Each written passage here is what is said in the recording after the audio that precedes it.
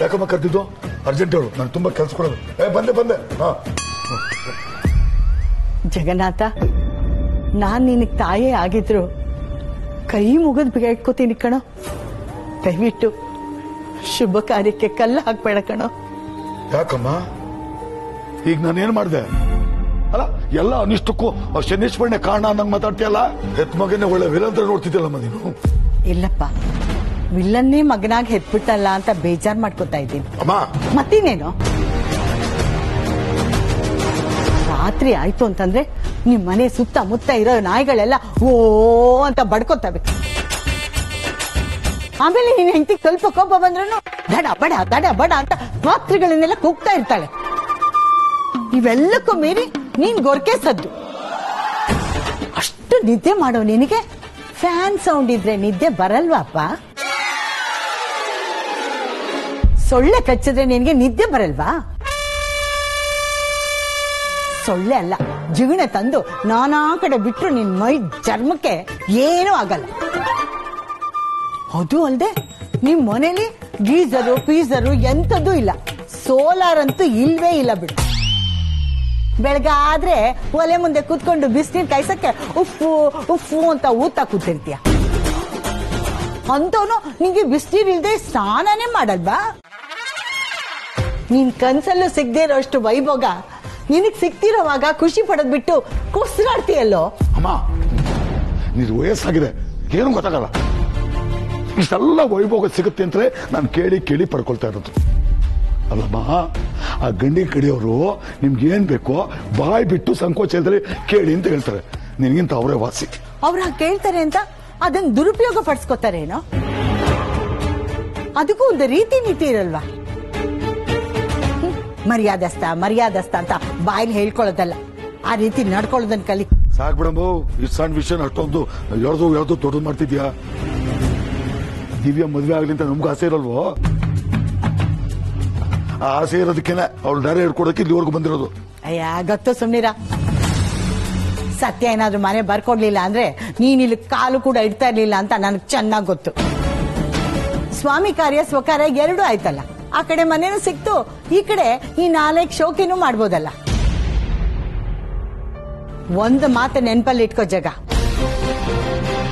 ಸತ್ಯ ಆ ಮನೆ ನಿನಗ್ ಬರ್ಕೊಡ್ತೀನಿ ಅಂತ ಹೇಳಿದ್ದು ಅವಳ ಅಕ್ಕನ ಮದುವೆ ಚೆನ್ನಾಗಾಗ್ಲಿ ಅಂತ. ನಿನ್ ತಲಹರಟೆ ಮಾತುಗಳಿಂದ ಮದ್ವೆಗೇನಾದ್ರೂ ತೊಂದರೆ ಆದ್ರೆ ಸತ್ಯ ಅಂತೂ ನಿನ್ನ ಸುಮ್ನೆ ಬಿಡಲ್ಲ, ಜ್ಞಾಪಕದಲ್ಲಿಟ್ಕೋ.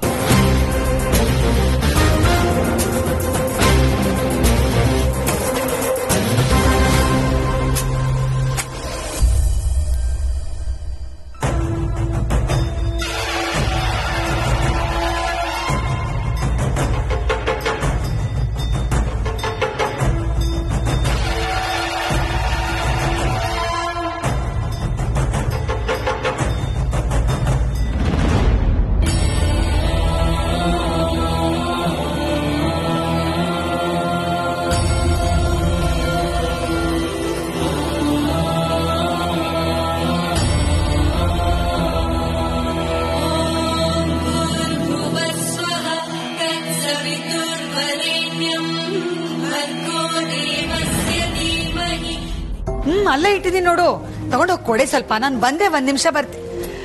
ಜಾನಕಿ ಅವರೇ, ನೀವು ಸಿಕ್ಕಿದ್ ಒಳ್ಳೇದಾಯ್ತು. ನಿಮ್ಮನ್ನೇ ಹುಡ್ಕೊಂಡ್ ಬರ್ತಾ ಇದ್ದೆ. ಏನಾದ್ರೂ ಕೇಳೋದಿತ್ತಾ? ಇಲ್ಲಪ್ಪ, ಇವತ್ತು ದುರ್ಗಾ ಪೂಜೆ ಇಟ್ಕೊಂಡಿದೀವಲ್ಲ, ಇನ್ನೇನ್ ಪುರೋಹಿತರು ಬಂದ್ಬಿಡ್ತಾರೆ. ಪೂಜೆಗೆ ವ್ಯವಸ್ಥೆ ಎಲ್ಲ ಆಗಿದೆ. ದಿವ್ಯಾನೇ ಪೂಜೆ ಮಾಡ್ಬೇಕು. ಅವಳನ್ನ ಬೇಗ ರೆಡಿ ಮಾಡ್ಸ್ಕೊಂಡ್ ಕರ್ಕೊಂಡ್ ಬಂದ್ಬಿಡಿ.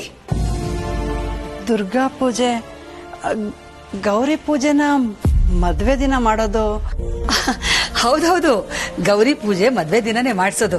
ಆದ್ರೆ ನಾನೀಗ ಹೇಳ್ತಿರೋದು ದುರ್ಗಾ ಪೂಜೆ. ಮದ್ವೆ ಸ್ವಲ್ಪ ತಡ ಆಯ್ತು ನೋಡಿ. ಈ ಮದ್ವೆ ವಿಚಾರದಲ್ಲಿ 108 ಸಮಸ್ಯೆಗಳು, ಏನೋ ಗೊಂದಲಗಳು. ಮದುವೆ ಸುಸೂತ್ರವಾಗಿ ನಡೀಲಿ ಅಂತ ದುರ್ಗಾ ಪೂಜೆ ಮಾಡಿ ಅಂತ ಪುರೋಹಿತರು ಹೇಳಿದ್ರು.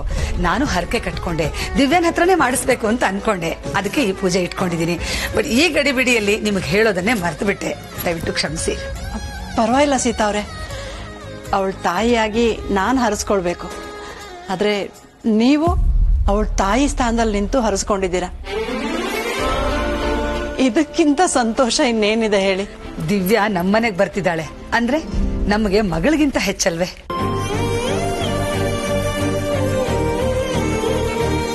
ನಾಳೆ ಅರ್ಶನ ಮೆಹಂದಿ ಅಂತ ಟೈಮ್ ಸಾಕಾಗಲ್ಲ, ಅದಕ್ಕೆ ಪೂಜೆ ಇವತ್ತೇ ಆಗ್ಬಿಡ್ಲಿ ಅಂದ್ರು ಪುರೋಹಿತರು. ಆಗ್ಲಿ ಸೀತಾ ಅವ್ರೆ, ನಾನು ದಿವ್ಯನ್ ರೆಡಿ ಮಾಡಿಸಿ ಈಗಲೇ ಕರ್ಕೊಂಡು ಬರ್ತೀನಿ. ಹಾಗೆ ಜಾನಕಿ ಅವರೇ, ಪೂಜೆ ಆದ್ಮೇಲೆ ಊಟಕ್ಕೆ ತಡ ಆಗಬಹುದು. ಇಲ್ಲೇ ಸ್ನಾಕ್ಸ್, ಟೀ, ಕಾಫಿ ಎಲ್ಲ ರೆಡಿ ಇದೆ. ಮನೆಯವರೆಲ್ಲ ಹೋಗಿ ತಗೊಳ್ಳಿ. ಆಮೇಲೆ ದುರ್ಗಾ ಪೂಜೆಗೆ ದಿವ್ಯಾನು ಕರ್ಕೊಂಡು ಬಂದ್ಬಿಡಿ. ಸರಿ, ಹಾಗೆ ಆಗ್ಲಿ. ಸರಿ ಸರಿ, ನಾನು ಬರ್ತೀನಿ, ಸ್ವಲ್ಪ ಕೆಲಸ ಇದೆ, ಬೇಗ ಬಂದ್ಬಿಡಿ.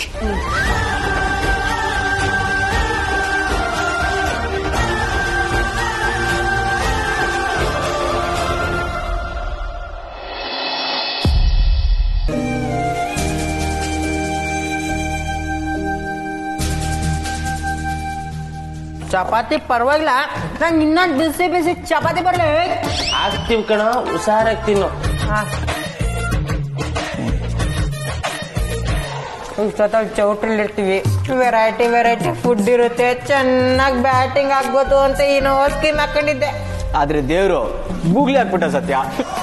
ಗೂಗ್ಲಿ ಪಾಲಿಗೆ ಬಂದಿದೆ ಪಂಚಾಮೃತ ಕಣ, ಕಣ್ಣು ಹೊತ್ಕೊಂಡ್ ತಿನ್ನು. ಲವ್ ಪಾಲಿಗೆ ಬಂದಿದ್ ಪಂಚಾಮೃತನೂ ಅಲ್ಲ ಕಣೋ, ಚಪಾತಿ ಸಾಗು. ಯಾಕ್ರೋ ಚಪಾತಿ ಚೆನ್ನಾಗಿಲ್ವಾ? ಚಪಾತಿ ಏನೋ ಚೆನ್ನಾಗೇ ಇದೆ ಸತ್ಯ, ಆದ್ರೆ ಇವರೆಲ್ಲ ಆಸೆ ಪಟ್ಟಿದ್ದು ಚಪಾತಿ ಅಲ್ವಲ್ಲ. ಆಸೆ ಪಟ್ಟಿದ್ದನ್ನ ಕಳ್ಕೊಂಡ್ರು ನೆಮ್ಮದಿಯಾಗಿರೋ ತರ ತೋರ್ಸ್ಕೊಳಕ್ಕೆ ನಮ್ಗೆ ಯಾರಿಗೂ ತಮ್ಮಷ್ಟು ಶಕ್ತಿ ಇಲ್ಲ ತಾಯಿ. ಈಗೇನು ನಿಮ್ಗೆಲ್ಲ ಆಚೆ ಊಟ ಕೊಡಿಸ್ಬೇಕಾ? ಬೇಡಮ್ಮ ತಾಯಿ, ಆಸೆ ಪಟ್ಟಿರೋದ್ನ ಇವತ್ತಲ್ಲ, ಬೇಕಾದ್ರೆ ನಾಳೆ ಬೇಕಾದ್ರೂ ತಿನ್ಬೋದು. ಆದ್ರೆ ಜೀವನದಲ್ಲಿ ಕೆಲವನ್ನ ಇವತ್ತು ಕಳ್ಕೊಂಡ್ರೆ ನಾಳೆ ಅಲ್ಲ ಇನ್ಯಾವತ್ತು ಸಿಗಲ್ಲ. ಈಗೇನು ಬಾಯಿ ಮುಚ್ಕೊಂಡ್ ತಿಂತೀರೋ ಇಲ್ವೋ? ಬಾಯಿ ಮುಚ್ಕೊಂಡ್ರೆ ಹೆಂಗ್ ತಿನ್ನಕ್ಕಾಗುತ್ತೆ ಸತ್ಯ? ಸತ್ಯ ತಿಂತ ಇದ್ದಾಳಲ್ಲಪ್ಪ, ಹಂಗ ತಿನ್ನು. ಲೋ ಸತ್ಯ ಮನ್ಸ್ ಮುಚ್ಕೊಂಡಿದ್ದಲ್ಲ, ಬಾಯಲ್ಲ ಬಾರ್ಸಾಕ್ಬಿಡ್ತೀನಿ ಈಗ. ನೀರಲ್ಲಿ ಸಣ್ಣ ಅಲೆಯೊಂದು ಮೂಡಿ ಚೂರಾದ ಚಂದ್ರನೀಗ, ಇಲ್ಲೊಂದು ಚೂರು ಚೌಟಿಲೊಂದು ಚೂರು ಒಂದಾಗಬೇಕು ಬೇಗ. ಎಷ್ಟೊತ್ತ ಬಿಸ್ತ್ಯಾ? ತಗೊಂಡೋಗ, ಇಲ್ಲಿ ಒತ್ತಿಕ್ಕಿದಿಲ್ಲ ಕೊಡು.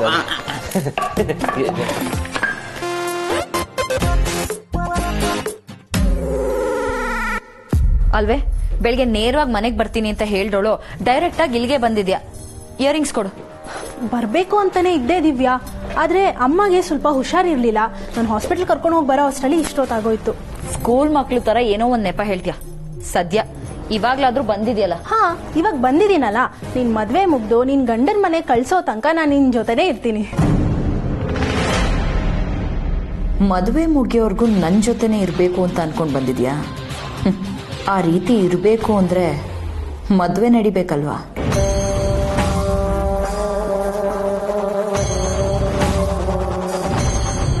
ನೀನು ಯೋಚನೆ ಮಾಡ್ತಿದ್ಯಾ?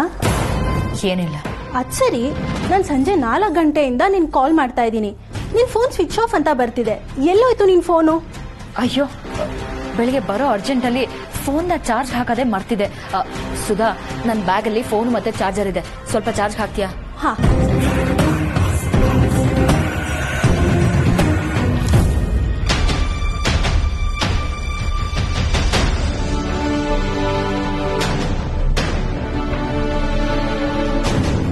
ಮೊದ್ಲು ನೀವ್ ಯಾರು ಅಂತ ಹೇಳಿ. ನಂದು ನಿಂದು ತುಂಬಾ ಹಳೇ ಪರಿಚಯ. ನೀನ್ ಮದ್ವೆ ಆಗ್ತಿದ್ಯಲ್ಲ ಹುಡುಗಿ ದಿವ್ಯಾ, ಅವಳನ್ ಕೇಳು, ನಾನ್ ಯಾರು ಅಂತ ಹೇಳ್ತಾಳೆ.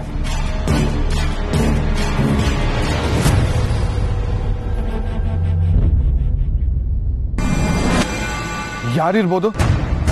ನನಗ್ ಕಾಲ್ ಮಾಡಿ ಯಾರು ಈ ರೀತಿ ಮಾತಾಡಿರ್ಬೋದು? ದಿವ್ಯನ ಹತ್ರ ಕೇಳಿ ಅಂತ ನೇರವಾಗಿ ಹೇಳಿದ್ದಾರೆ ಅಂದ್ರೆ ದಿವ್ಯಂಗೆ ಅವ್ರ ಬಗ್ಗೆ ಗೊತ್ತಿರ್ಬೋದಾ? ಸುಮ್ನೆ ನಾನ್ ಯಾಕೆ ಏನೇನೋ ಯೋಚನೆ ಮಾಡ್ತಾ ಇದ್ದೀನಿ. ನೇರವಾಗಿ ದಿವ್ಯಾ ಅವ್ರ ಹತ್ರನೇ ಕೇಳಿದ್ರೆ ಎಲ್ಲ ವಿಷಯ ಗೊತ್ತಾಗೋಗುತ್ತೆ.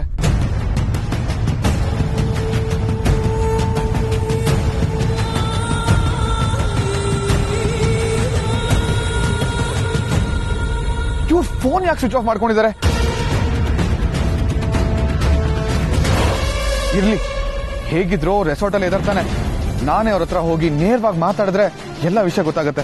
ಅದೇ ಒಳ್ಳೇದು ಅನ್ಸುತ್ತೆ.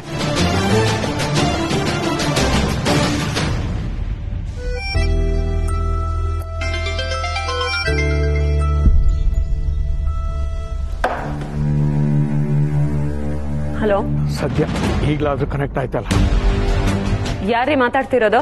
ಸತ್ಯ, ನಾನು ಚಿದಗ್ನಿಬಾಯಿ ಅವ್ರ PA ಶಿವು ಮಾತಾಡ್ತಾ ಇರೋದು. ಮೇಡಮ್ ನಿಮ್ಮ ಹತ್ರ ಮಾತಾಡ್ಬೇಕು ಅಂತ ಆಗ್ಲಿಂದ ಟ್ರೈ ಮಾಡ್ತಾ ಇದ್ರು. ನನ್ನ ಹತ್ರನಾ? ಏನ್ ವಿಷಯ? ವಿಷಯ ಏನು ಅಂತ ಮೇಡಮ್ಮೇ ಹೇಳ್ತಾರೆ.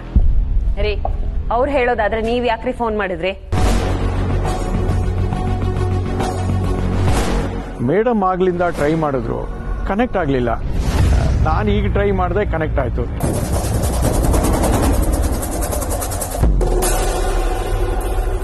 ಮೇಡಮ್ನವರು ಈಗ ಒಂದು ಫಂಕ್ಷನ್ ಅಲ್ಲಿ ಇದ್ದಾರೆ. ಅದು ಮುಗಿದ ಮೇಲೆ ಮತ್ತೆ ನಾನೇ ಕಾಲ್ ಮಾಡ್ತೀನಿ.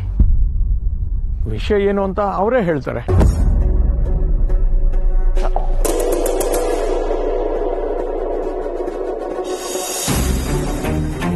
ಮಾಡಕ್ ಬೇರೆ ಕೆಲ್ಸ ಇಲ್ಲ, ಖುಷಿಯಾಗಿರೋ ಟೈಮಲ್ಲಿ ಇದ್ ಬೇರೆ.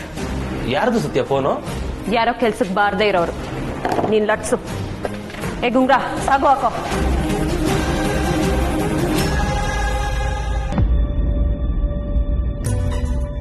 ಎಲ್ಲಿಗೆ ಸವಾರಿ? ದಿವ್ಯಾ ಅವ್ರ ಜೊತೆ ಸ್ವಲ್ಪ ಮಾತಾಡ್ಬೇಕು, ಅದಕ್ಕೆ ಮಾತಾಡಕ್ ಹೋಗ್ತಾ ಇದ್ದೀನಿ. ಅನ್ಕೊಂಡೆ, ಸಾಹೇಬ್ರು ಆ ಕಡೆ ನೋಡ್ತಿದ್ದಾಗ್ಲೇ ಅನ್ಕೊಂಡೆ ಅಲ್ಲಿಗೆ ಸವಾರಿ ಅಂತ. ಹಲೋ ಮಿಸ್ಟರ್, ಅವ್ರಿವಾಗ ಬರೀ ದಿವ್ಯಾ ಅಲ್ಲ, ಈ ಋತುಗೆ ಬಾವಿ ಅತ್ಗೆ ಆಗೋರು. ಸೊ ಆ ಅತ್ಕೆಗೆ ಈ ನಾದ್ನಿನೇ ಕಾವಲು. ಅವ್ರೇನ್ ಇಂಡಿಯಾ ಬಾರ್ಡರಾ? ಬಾರ್ಡರ್ ಅಲ್ಲ ಅಣ್ಣ, ಇದು ದೊಡ್ಡಮ್ಮನ ಆರ್ಡರು. ದೊಡ್ಡಮ್ಮ ಮನೇಲೆ ಹೇಳಿದಾರೆ ತಾನೆ, ನೀನ್ ಅತ್ಕೆನ ನೋಡೋದೇನಿದ್ರು ಮಂಟಪದಲ್ಲಿ ಅಷ್ಟೇ ಅಂತ. ಅಲ್ಲಿವರೆಗೂ ಈ ಕಣ್ ಸಲ್ಗೆಲ್ಲ ಸಾಧ್ಯನೇ ಇಲ್ಲ. ನೋಡು ರಿತು, ನಾನ್ ತುಂಬಾ ಮುಖ್ಯವಾದ ವಿಷಯ ಮಾತಾಡ್ಬೇಕು. ಸುಮ್ನೆ ತಲಾಟೆ ಮಾಡ್ಬೇಡ, ಜಾಗ ಬಿಡು. ನೋವೇ ಚಾನ್ಸೇ ಇಲ್ಲ.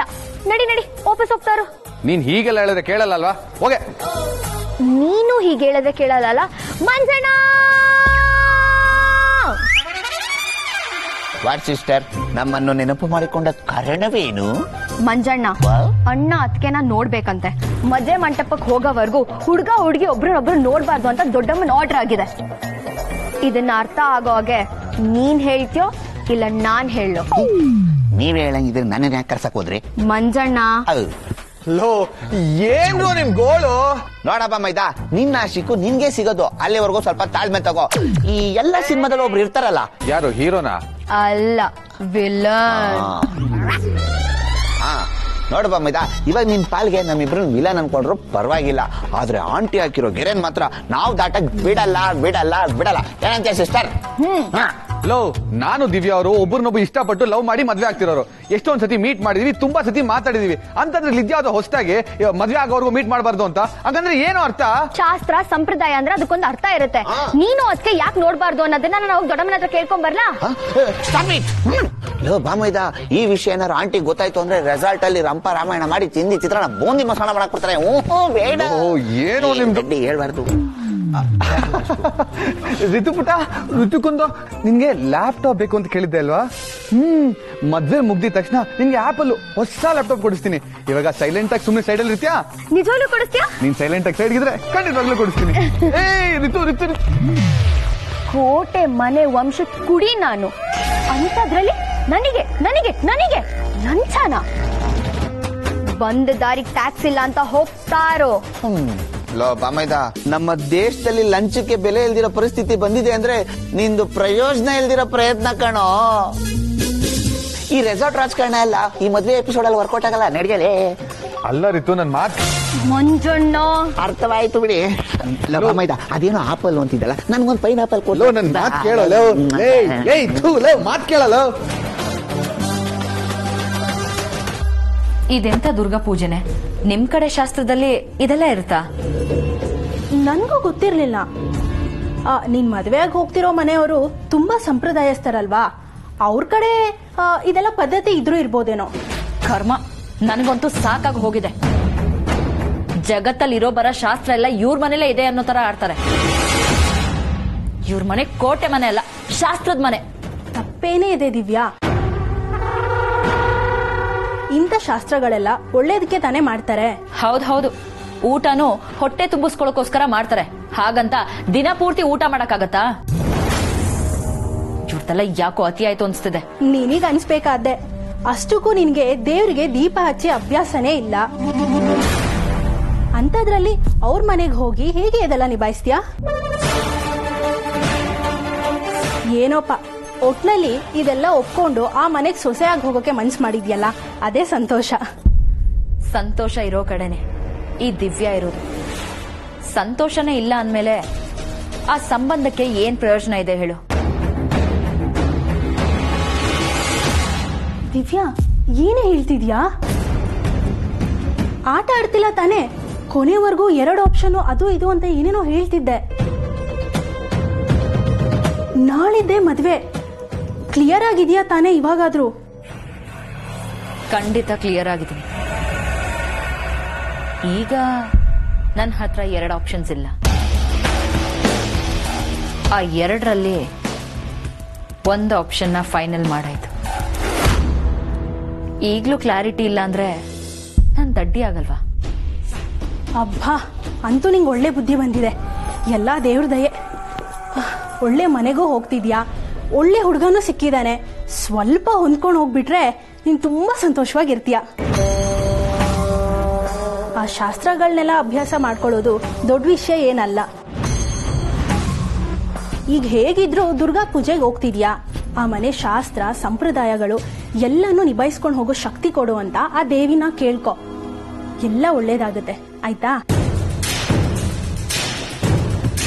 ಕೇಳ್ಕೊತೀನಿ ಕಣೆ, ಖಂಡಿತವಾಗ್ಲೂ ಕೇಳ್ಕೊತೀನಿ.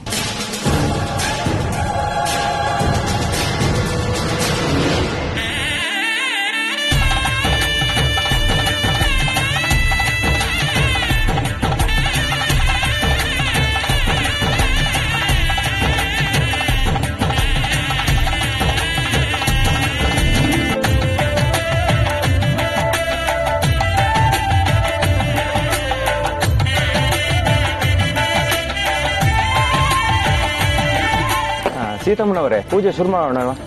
ಇನ್ನೇನ್ ನನ್ ಸೊಸೆ ಬಂದ್ಬಿಡ್ತಾಳೆ. ಉರ್ಮಿಳಾ, ಹೋಗ್ ನೋಡು. ಅಕ್ಕ ಇನ್ನೇನ್ ಬರ್ತಾರೆ. ಅಲ್ಲಿ ನೋಡಿ, ಬಂದೇ ಬಿಟ್ರಲ್ಲ.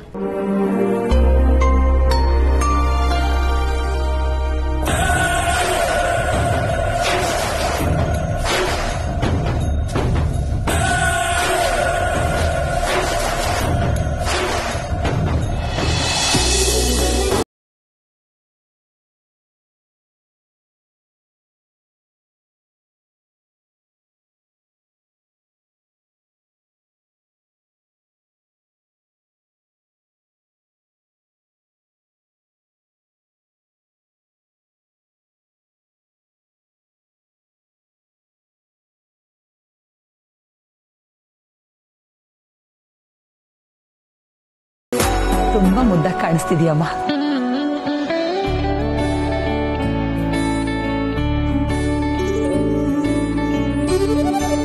ಸೀತಮ್ಮ, ಮದ್ವೆಗೆ ಮುಂಚೆ ದುರ್ಗಾ ಪೂಜೆ ಮಾಡೋ ಪದ್ಧತಿ ನಿಮ್ಮಲ್ಲಿದೆ ಅಂತ ಜಾನಕಿ ಹೇಳಿದ್ಮೇಲೆ ನಂಗೆ ಗೊತ್ತಾಯ್ತು. ಅಯ್ಯೋ, ಹಾಗೆಲ್ಲ ಏನೂ ಇಲ್ಲ ಅಮ್ಮ.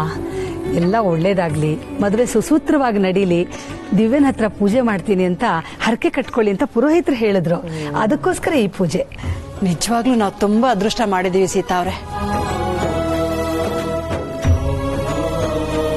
ಹೆಣ್ಣಿನ ಮನೆಯವ್ರಿಗೆ ಇರ್ಬೇಕಾದ ಕಾಳಜಿ ಜವಾಬ್ದಾರಿನೆಲ್ಲ ನೀವು ನಿಭಾಯಿಸ್ತಿದ್ದೀರಾ. ಹೇಳ್ಬೇಕು ಅಂದ್ರೆ ನಾವಿದನ್ನೆಲ್ಲ ಮಾಡಿಸ್ಬೇಕಾಗಿತ್ತು. ಪೂಜೆ ಯಾರು ಮಾಡಿಸಿದ್ರೆ ಏನು, ನಾವೆಲ್ಲರೂ ಆ ಪೂಜೆ ಉದ್ದೇಶ ತಿಳ್ಕೊಳ್ಳೋದು ಮುಖ್ಯ. ಕಾರ್ತಿಕ್ ಕೈ ಹಿಡಿದು ಈ ಮನೆಗೆ ಸೊಸೆಯಾಗಿ ಬರೋ ಹುಡುಗಿ ಬಗ್ಗೆ ನಾವೆಲ್ಲರೂ ತುಂಬಾ ನಂಬಿಕೆ ಇಟ್ಟಿದ್ದೀವಿ. ಆ ನಂಬಿಕೆನ ಉಳಿಸ್ಕೊಳ್ಳೋ ಶಕ್ತಿ ಆ ದುರ್ಗೆನೇ ದಿವ್ಯನ ಕೊಡ್ಬೇಕು. ಉಳಿಸ್ಕೋತಾಳೆ, ಖಂಡಿತ ಉಳಿಸ್ಕೋತಾಳೆ ಚಿಕ್ಕಮ್ಮ.